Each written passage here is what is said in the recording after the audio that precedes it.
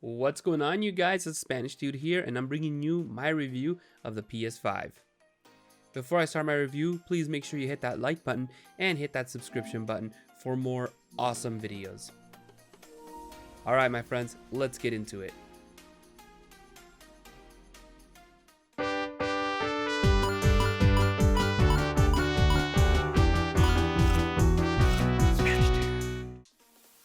So the first thing you're gonna notice is the PlayStation is pretty big. I mean, it's something that surprises a lot of people.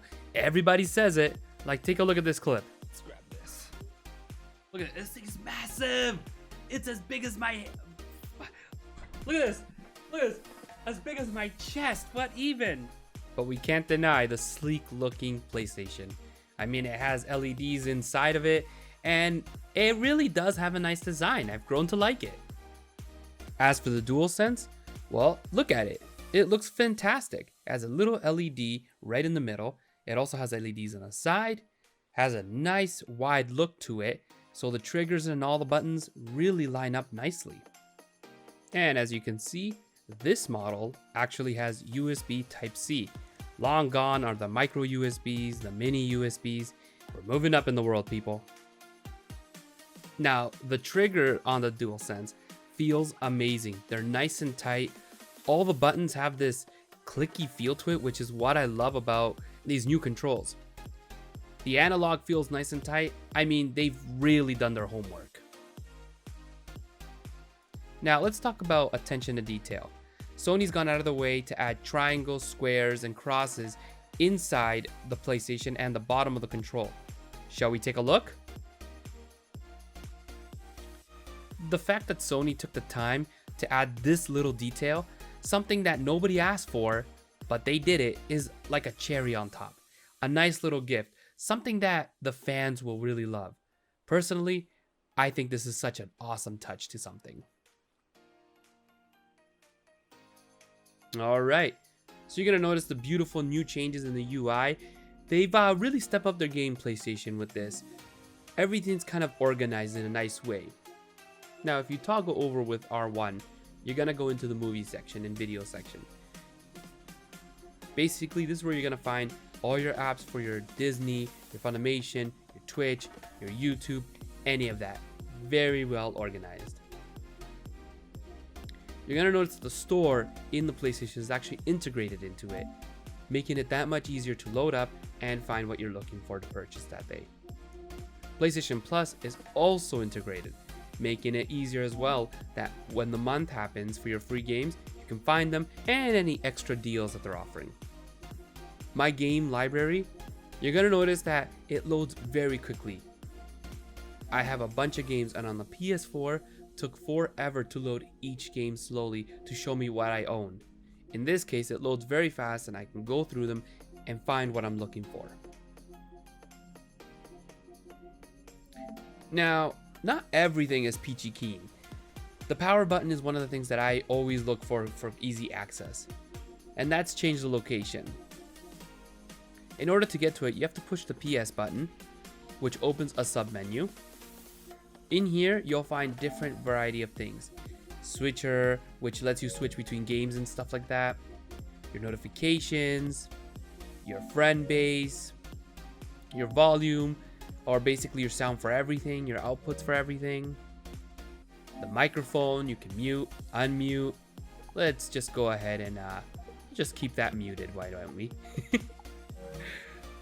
You'll find your control battery and accessories, and your profile, and the power button. This is where it's located for rest mode and turn off, and I feel that it's just a journey where you can't find it right on the interface of the UI. You gotta push the button for a sub-menu to go to it. I mean, they could have made it a little bit easier, but that's just me being picky. But while we're on the subject of rest, why don't we go ahead and show you a little demo of what it looks like with rest mode. Now, there is an error with rest mode right now that they're trying to fix. I haven't experienced it, but for you guys, I'm gonna give it a try and show you exactly what I experience when I go into rest mode. So we're gonna go into the menu right now. We're gonna go ahead and go to power, and we're gonna go ahead and switch it to rest mode. Even when going in rest mode, it looks beautiful. So now the console's gone into rest mode, and let's go ahead and switch it back on. And just like that, it turns on, shows us the medieval sign, and puts us back into where we left off instantly, making it that much faster to be able to pick up your control and continue where you left off. Now, how about switching into one game to another? Let me go ahead and show you how that works. So basically, you're gonna click the PS button, you're gonna toggle over to switcher, you're gonna find the game you wanna switch to. So let's go ahead and do medieval again. And just like that, it shuts off the other game in the background, loads up medieval, and there you go, it's in the game now. You can tell because of the little circle thing in the little corner. For some reason, medieval did that. It's so dumb, I don't know. But loads up very fast, and there you go. We're all set.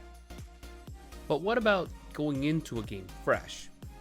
Well, it's super simple. Let's go ahead and try Demon's Souls. And it's gonna go ahead and load the first part of it.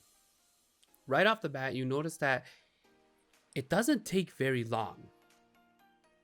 It gives you a nice smooth transition, and to get into the actual game doesn't take that long either. It's amazing how fast the new SSD for the PS5 just reacts to everything. And just like that, we're in the game, ready to go, nothing compromised.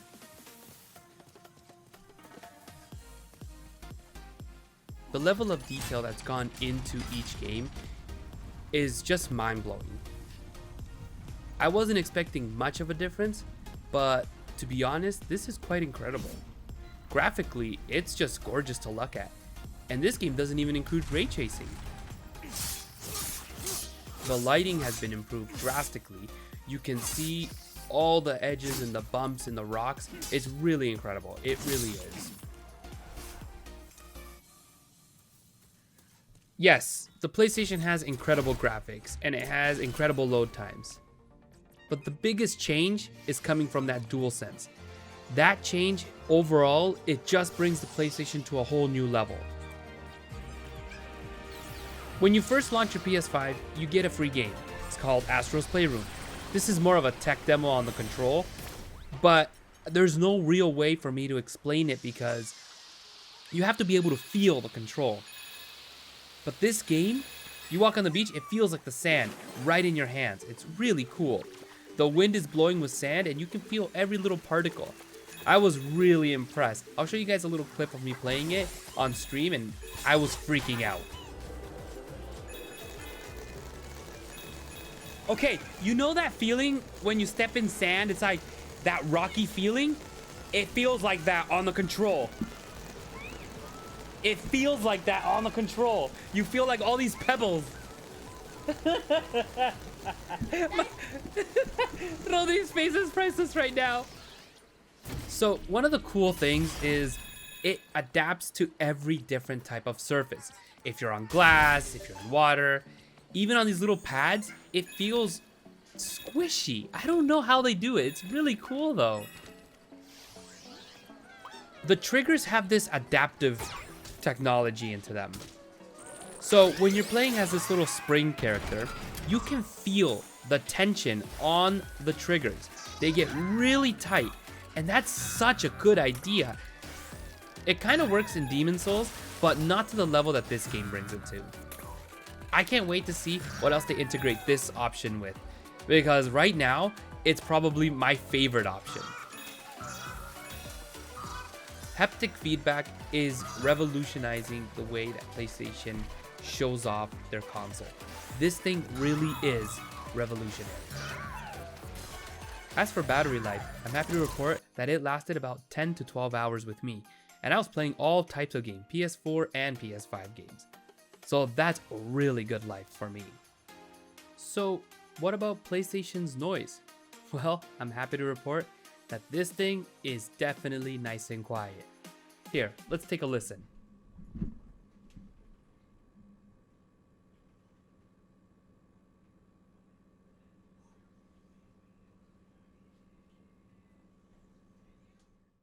Now, I'm probably going to miss a couple of things in this review, but I mean there's so much to cover and so little time.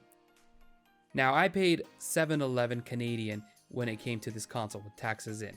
I was a little worried that it was kind of steep, but after playing it and experience everything, I'm really happy with what we have here. On my laptop, I can barely push 4K at 30 frames a second, let alone 4K at 60 frames a second. And I paid $1,500 for that. And yet the PlayStation is pushing 4K at 60 or 4K at 30 with ray tracing? Good on you, Sony. I'm sure I could probably get 4K at 60 if I turn down the graphics drastically. But again, you're paying $1,500 and that's a 2070. Now, I wish I would have gotten my hands on an Xbox Series X, but I wasn't able to. I heard some awesome technology from that console as well. Each console has their good and their bad. And honestly, I'm loving every second of the PlayStation 5. So I hope this helps you choose whether you want to get the PS5 or not. Me personally, I'm happy I picked it up. I'm very happy with the games I have for it. Alright my friends, don't forget that I stream daily on Twitch. Make sure you go over there, Taco Master Spanish Dude, and come join, come hit the follow button. Also, don't forget, hit that like and sub button. And please comment below and let me know, what did you choose? Did you get the Xbox or did you get the PlayStation? Alright my friends, take care, have a good one, bye!